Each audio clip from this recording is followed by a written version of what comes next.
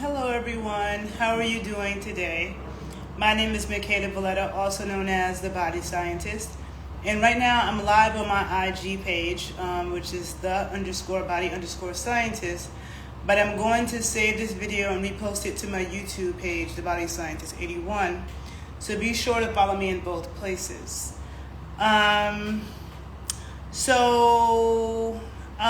For those of you who follow me, a lot you know already about my background, but for those of you who are new to me, I have a degree in exercise and sports science and nutrition science. I then did graduate work in applied physiology and nutrition education.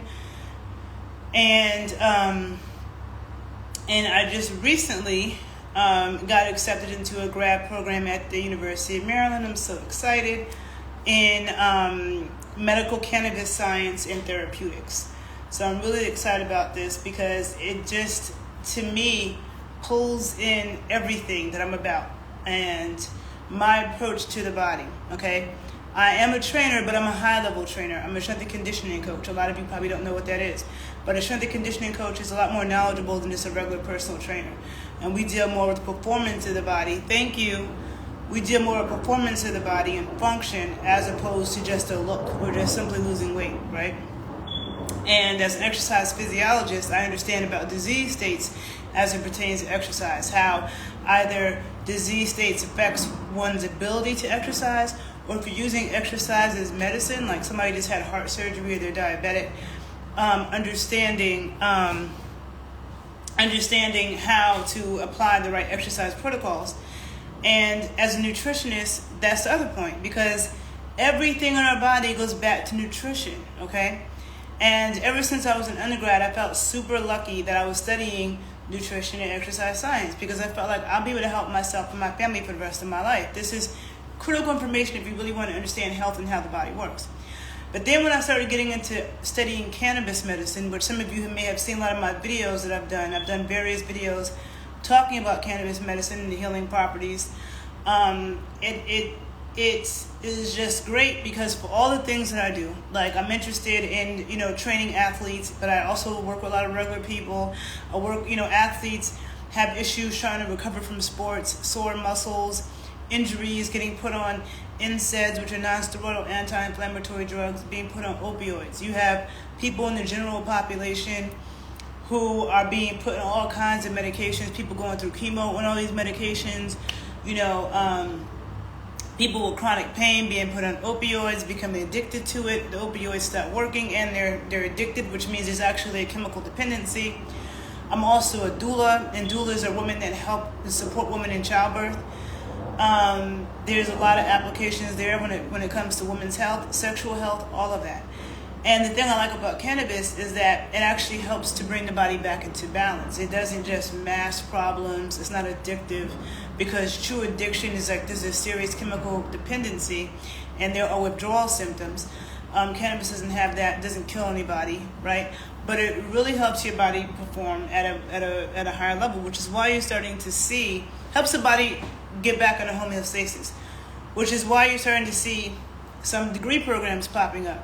On the undergraduate level, there are some degrees in cannabis, biochemistry. This graduate program I'm in is the first graduate program of its type, and now there's a few others. Somebody asked, is smoking cannabis beneficial or just eating it? No, smoking it has benefits too. So like with all herbs, it depends on what you're using it for. That's all herbs, right? It depends on what you're using it for. Sometimes it's better to smoke it. Sometimes maybe better to use it as a tincture. Sometimes maybe better to use it as a topical. Sometimes maybe better as a tea or steaming with it. There's a lot of different applications for herbs, and that includes cannabis. So it depends on what you're using it for. Whether or not you're like eating the cannabis, whether or not it's decarboxylated or it's raw flower, all of that makes a difference in terms of its effect on you and which components, which cannabinoids get activated and utilized, right? And so for those of you who are interested in me talking more in depth about cannabis and skin health and gut health and pain relief and how it can help people of all ages, definitely check out my other videos on the topic on my YouTube page, The Body Scientist 81. But today I want to talk about, because a lot of you who follow me, you know I'm very much into traditional foods, right? I'm very much into eating the foods that we have eaten for generations, that have shown for generations to raise strong, healthy people, okay, who live long lives, okay? When I say long lives, I mean 95 plus with all their faculties. And that existed, right? Not this sickly bunch of people we have now. And kids now are sicker than we've ever seen since we've been on this planet, right? It's not impressive. So generations before were much healthier. So this thing that we're told that we're living longer now, that's a lie. We are not living longer now. We're actually sicker than we've ever been. And that's become normalized, right? So I'm very much into traditional foods and getting foods from natural sources. And when it comes to medicine, like I don't use pharmaceuticals. And funny enough, my graduate program is in the School of Pharmacy, which I like because that means it's going to be very scientific, and I'm here for the science, right? But so when I talk about foods, you guys, people who follow me, some of you may be new and you don't know, I'm very anti-vegan. I am not with the vegan shit at all. I do not think it's healthy. I don't care what's going on with you. I don't care what kind of health problem you have. No to veganism. Because as a nutritionist, and as a holistic nutritionist, a lot of people call themselves holistic healthcare practitioners. I don't know what that is. But a lot of people put the word holistic behind stuff and they're preaching veganism. There's nothing holistic about veganism. When I'm as a nutritionist, when I'm looking at what are the best sources of vitamin D, what are the best sources of vitamin A, what are the best sources of iron, what are the best sources of the long chain saturated fat and polyunsaturated fats that we need for our brain. Guess what? Those long chain saturated fats and long chained omega-3 and omega-6 fats only come from animals. Guess what? The cholesterol we need for our brain to work properly and for our hormones to be produced, we need cholesterol. That's only in animal foods. Vitamin D made from cholesterol. And vitamin D and vitamin A can only be found in animal foods, right? So to me, it's not holistic to say I'm going to cut out all these animal foods and the best sources for like everything is in animal foods, right? That's not holistic or smart to me or healthy. So when it comes to cannabis, a lot of you may not know about the endocannabinoid system, right? And you can go on YouTube. There's plenty of people that have videos talking about the endocannabinoid system. And basically, it's a system within our body where we have cells all over our body for cannabinoids, okay? CB1 and CB2 receptors and other receptors. Now, cannabinoids, we have endocannabinoids, which are cannabinoids our body produces. And then there are phytocannabinoids, okay? Phytocannabinoids are cannabinoids that come from plants, which cannabis, okay? And THC, which is, there's many different cannabinoids, CBD and THC, the ones people hear about the most. But there's also THCA and THCV and CBG and CBDA, which are acid forms, and, CBN. There's a lot of different cannabinoids. But THC is the one that binds to the same cannabinoid receptors as our endocannabinoids, which are made by us. And that the endocannabinoids, and anandamide is one of the endocannabinoids that our body makes, right? Anandamide. And so that means our body produces its own cannabinoids. And anandamide is made from arachidonic acid. Arachidonic acid is an omega-6 fat, okay? So it's a polyunsaturated omega-6 fat that comes from animals. It's only in animals, arachidonic acid, okay? And I've listened to a lot of medical doctors, pharmacologists, nurses who study cannabis science, who are very knowledgeable about cannabis science, who are constantly reading research and maybe conducting research on cannabis science. A lot of them don't know that endocannabinoids come from arachidonic acid. That's the backbone. But some of them, I was listening to one very smart doctor who I respect, black woman. She was speaking about how our endocannabinoids are made from omega-6 fats. And that's only partially true, because when it comes to fats, okay, there are many, the term omega-6 and omega-3, and those are generic terms. Saturated fat, that's a generic term. There are many different kinds of saturated fats. There are many different kinds of omega-6 and omega-3 fats, and they have different chemical structures, and they have different functions in the body. Omega-6 fats gets a very bad rap because it's known that in the American diet we eat way more omega-6 than omega-3 fats. And omega-6 fats are looked at as being pro-inflammatory fats, right? Which cause inflammation. And inflammation is like the root of all disease. People say acid is, but that's not true. It's inflammation. So people, constantly just say, well, Americans don't eat omega-6 fats, we don't need omega-6 fats. But most of the omega-6 fats that we consume is coming from processed foods. It's coming from stuff like canola oil and the safflower oil and the corn oil, which is highly rancid. And if you don't understand that, check out my YouTube videos. I have one video that is titled Why Understanding the Chemistry of Fats is Everything.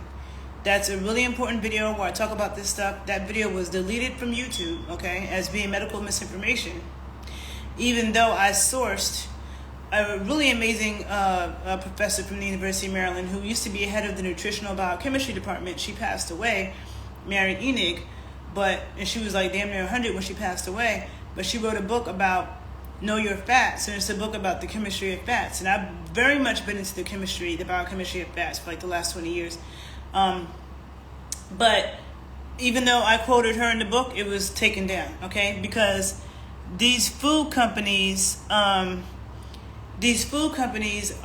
very powerful, okay? And it's funny how people can see that with the drug companies, but they can't see it with the food companies, and they're the same people. I always tell people the food and the drug companies are the same people, and they're very powerful. So this is the reason why there's so much propaganda about health and nutrition that gets put out as fact, because they have so much power.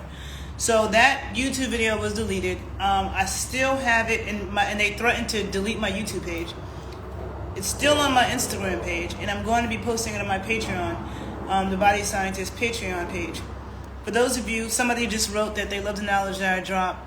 I appreciate that. On my Patreon page, I'm going to go more in depth about a lot of things because, I feel like most people don't really appreciate what I put out for free anyway. So I'm like, for those of you who, really want this information, I definitely will put it on my Patreon. But also, I don't want my YouTube pages getting deleted because I'm talking about the truth about nutrition.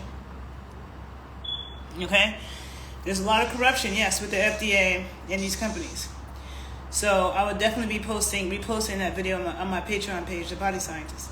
So what I wanted to say is that arachidonic acid, which is, an animal fat, it's critical for brain function.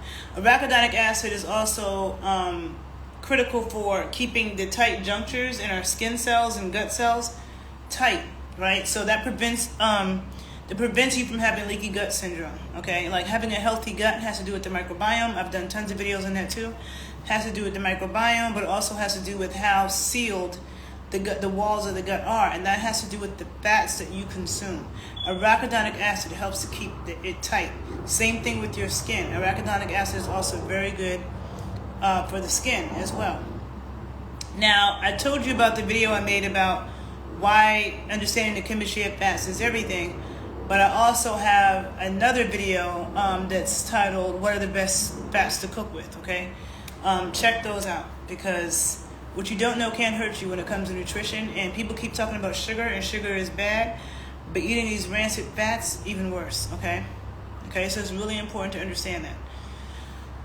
So like I said, there are arachidonic acid, okay? So there are many different kinds of omega-6 fats. So when I listen to people who don't have a background in nutritional biochemistry talk about nutrition, it's like, I wonder why nobody respects nutrition scientists enough to go speak to a nutrition scientist. Nurses, doctors, pharmacologists, they talk about nutrition as if they studied it and they didn't, and it's like, no, you only have part of the truth. So either some of them don't know that anandamide, which is an endocannabinoid that our body produces, is produced from arachidonic acid, but also that arachidonic acid is a particular omega-6. So it's not all omega-6s that produce anandamide, okay? And arachidonic acid is known to be a pro-inflammatory fat, meaning that it is responsible for producing the prostaglandins that we need for inflammation. And sometimes we do need an inflammatory response in our body, like if something bites you, you have a blunt force, trauma injury, there's inflammation, and that inflammation is a part of the healing process. But too much inflammation can be bad, right? So the omega-3s that come from like, cod liver oil and stuff, those are known to be anti-inflammatory. But the thing with arachidonic acid that a lot of people don't know is that it produces the pro-inflammatory prostaglandins, but it also produces the anti-inflammatory prostaglandins. It depends on what the body needs at the time. Arachidonic acid produces both, okay? And just to get into my chemistry science, because that's what I am, the body scientist, right? Arachidonic acid, it has a 20 carbon, it's a 20 carbon polyunsaturated fat that has 4 double bonds, okay? It's only found in animal fat. And it, like I said, it plays a critical role in brain function and the cell membranes, the integrity of our cell membranes, which is very important, which just holds us together and keeps us supple.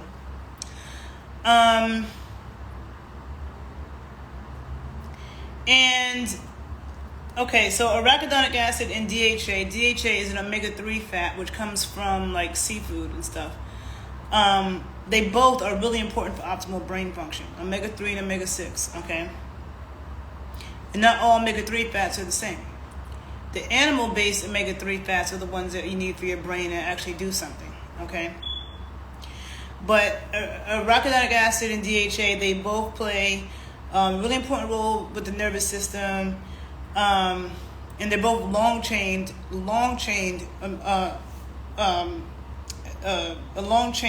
polyunsaturated fat. You can find the best sources of arachidonic acid, organ meats, okay? Like I said, I believe in traditional foods. And no matter where people came from on the planet, they ate organ meats. They ate liver, they ate brain, they ate kidneys, they ate eyeballs, like people ate organs. That may sound gross to you, but I'm just saying. Where are you from in the world? Did people in your family, did they eat organ meats? Nowadays, people are moving away from those traditional foods and thinking that it's gross. But if you're of a certain age, you know people in your family that ate organ meats, and maybe you eat it. But organ meats, excellent source of arachidonic acid, okay? As is eggs, okay? Egg yolks, butter, and fish. Fish is really for the DHA. And the other thing, I said that, the endocannabinoid anandamide is made from arachidonic acid. But not only that, okay, in order for that to happen, in order for anandamide to be made from arachidonic acid, it's a response. It happens in a response to a rapid influx of calcium into the cell, right? So a rapid influx of calcium, when it comes to the cell membranes, there's electrolytes, sodium and calcium and things that go back and forth that cause certain metabolic actions to happen. So in order for arachidonic acid to make the endocannabinoid anandamide, there needs to be an influx of calcium into the cell. But in order for there to be an influx of calcium into the cell, vitamin D is going to be a critical part of that. Because a lot of you probably don't know, vitamin D plays a critical role in calcium metabolism and how it's utilized, right? And when vitamin D comes into play, so does vitamin A. Now again, the only sources of vitamin D and vitamin A are from animals, okay? Like, yeah, you can get vitamin D from the sun, but I have videos about that too. But you have to consume enough cholesterol because vitamin D is still made from a cholesterol backbone. So even if you're trying to get vitamin D from the sun, you have to have a lot of cholesterol in your blood to do that. And cholesterol is only in animal foods. Vitamin D is made from cholesterol. But when you're consuming vitamin D from your diet, because no one's going to get it, no one's going to be able to absorb enough vitamin D from the sun and manufacture it. So when you're getting it from food, it's always in animal foods. And vitamin D needs, for every unit of vitamin D, you need a unit of vitamin A. Foods that are high in vitamin D are also high in vitamin A. I eat liver, cod liver oil, lard, bacon fat, fish eggs, even regular, chicken egg yolks, okay? Vitamin A and vitamin D. So again, for the metabolic process, for the endocannabinoid anandamide to even be made, which is made from an animal fat called arachidonic acid, also it needs calcium and vitamin D and vitamin A, all from animal foods, which again tells you why animal fats are so critical for your brain. I told you I don't do the vegan thing. I do not think it's healthy. I do not care what kind of illness you are battling. I will always say hell no to veganism, okay? Okay, so let me see what other things I need to say. Also, the thing about the endocannabinoids, the level of endocannabinoids in our brain helps to determine how we respond to things, right? How we respond to stressful situations. Are we super stressed out and on edge, or are we chill about it?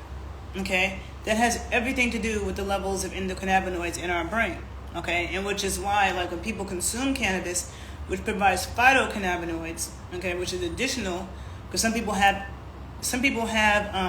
disorders within their endocannabinoid system. And why might that be? Maybe that's because their diet is not good. Maybe that's because they're not eating enough animal fat. That's why I eat tons of butter and bacon fat and cook with my tallow, and I eat my animal fats as much as possible because I know it's good for my brain and my hormones and my immune system and everything else. Okay?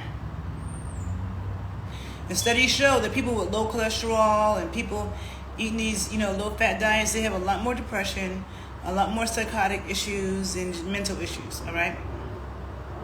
And we're seeing people go crazier and crazier as they tell us to stay away from animal fat more and more. Could there be a connection? So,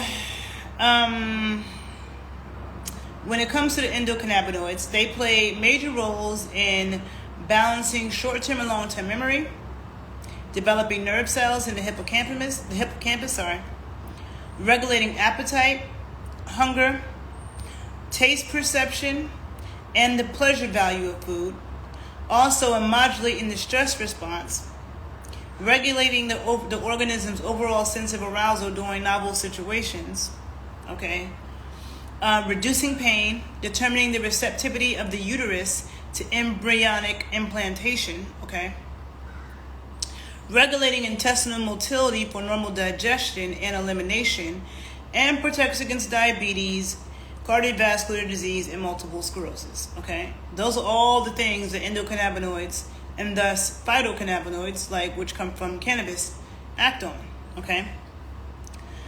Vitamin A also works with vitamin D to help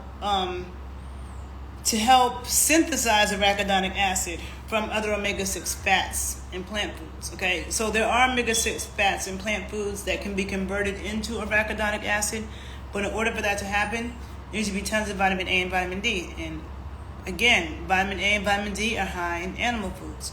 So whenever you're trying to make these plant conversions into the more superior animal form of something, it always takes a lot of animal fats and other nutrients that come from animals in order to do it. Like same thing is true with iron, with non-heme iron, which is iron that comes from plants as opposed to animals, right? The endocannabinoids are also one of the key regulators of cortisol production, okay? And cortisol is what we produce when we are stressed the fuck out, all right? So again, it starts with your diet. I totally believe in cannabis medicine, which is why I'm going into this graduate program. And it can help with so many things, and it's helped so many people that I know. But it starts with your diet. And I'm listening to these pharmacists and doctors say that, but then they're so clueless.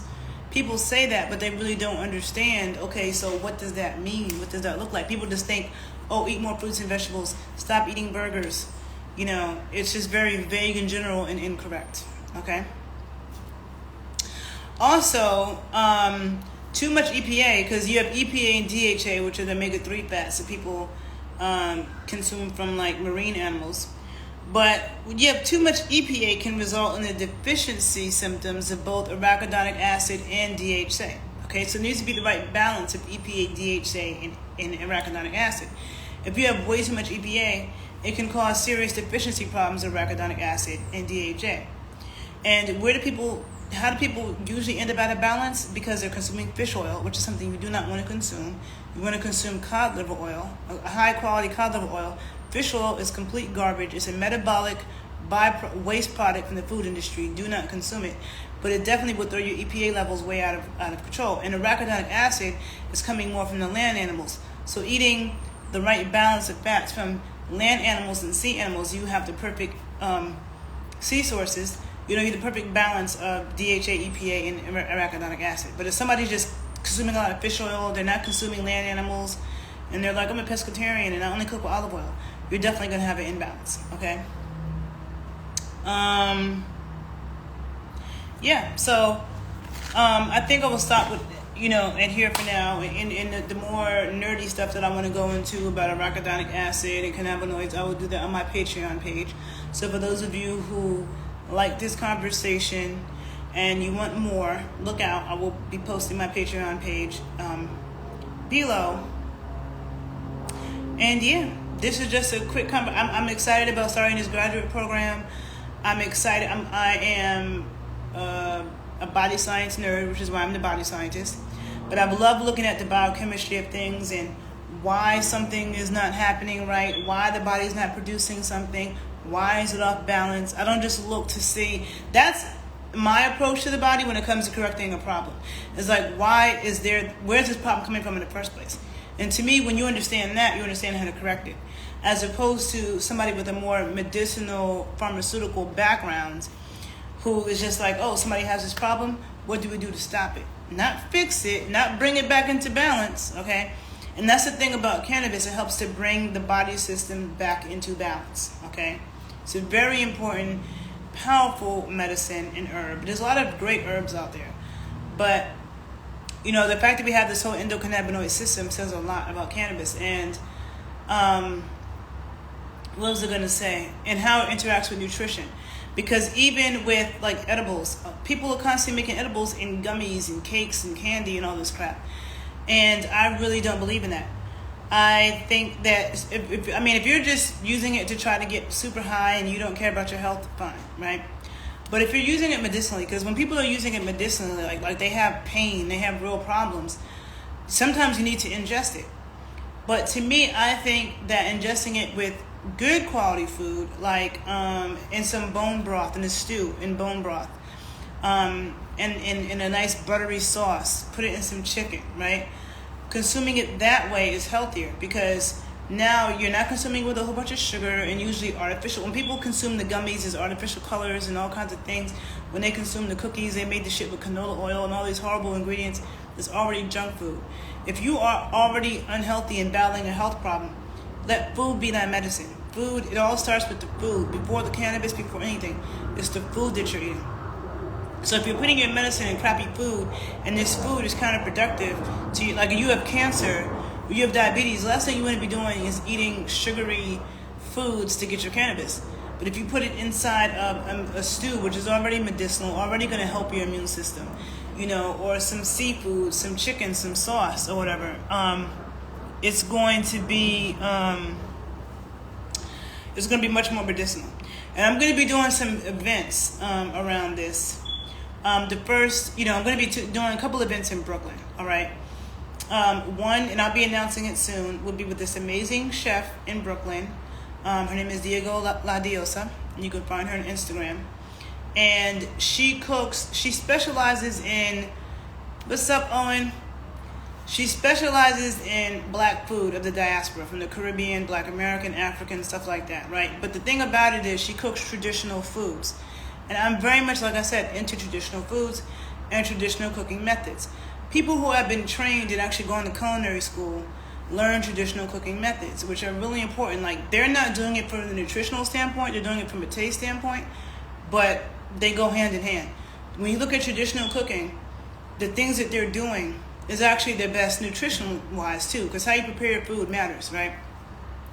So, but she also is a cannabis chef, and we're going to be doing some events in Brooklyn that will also be broadcast on Zoom, where we're doing educational. Where I'm speaking and educating you guys about what the healthy fats are, what the best sources are of certain nutrients, why you want to eat organ meats and red meat and meat on the bone and have broth and fermented foods, and she will show how to prepare certain things, and also doing it with cannabis as well. And like I have friends who are private chefs, and the people that they cook for might have certain health problems. And again, if your knees are messed up, like you have really bad knees, what you eat matters, right? If you have problems with migraines, you're diabetic, you have multiple sclerosis, okay? All of these things, it goes back to nutrition. So Even if somebody has a private chef cooking for them, it's like what that chef is preparing for them can help to make them better or worse. That's the reason why one of many reasons why I stay out of the hospital, because they give you the worst food. And if you're sick, the last thing you need is bad quality food. The food you eat can definitely make you better, right? And it all goes back to these traditional foods, just like I believe in traditional meds, right? So that's why cannabis is something that can help a lot of people not be so addicted to all of these medications. You have people who are going through chemo who are getting put on drugs for nausea.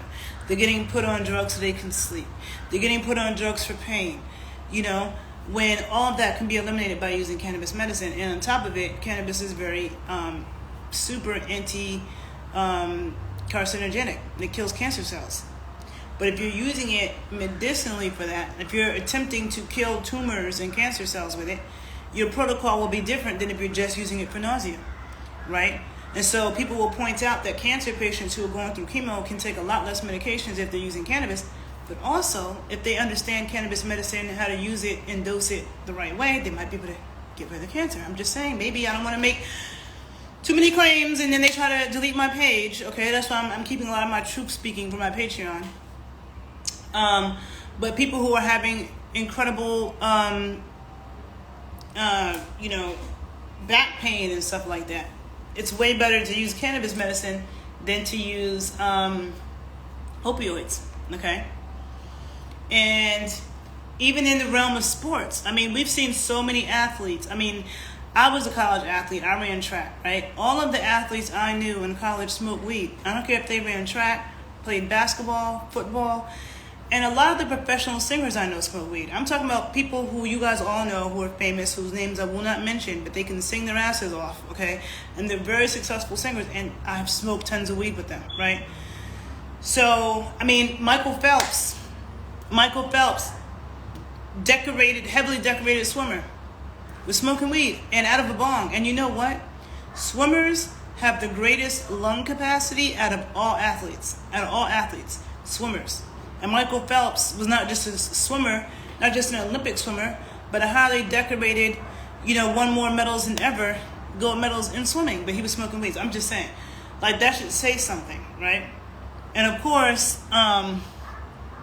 it is illegal for Olympic athletes to have that in their system, even though it doesn't enhance your performance, but it might help you recover and chill the fuck out and calm down, you know what I'm saying?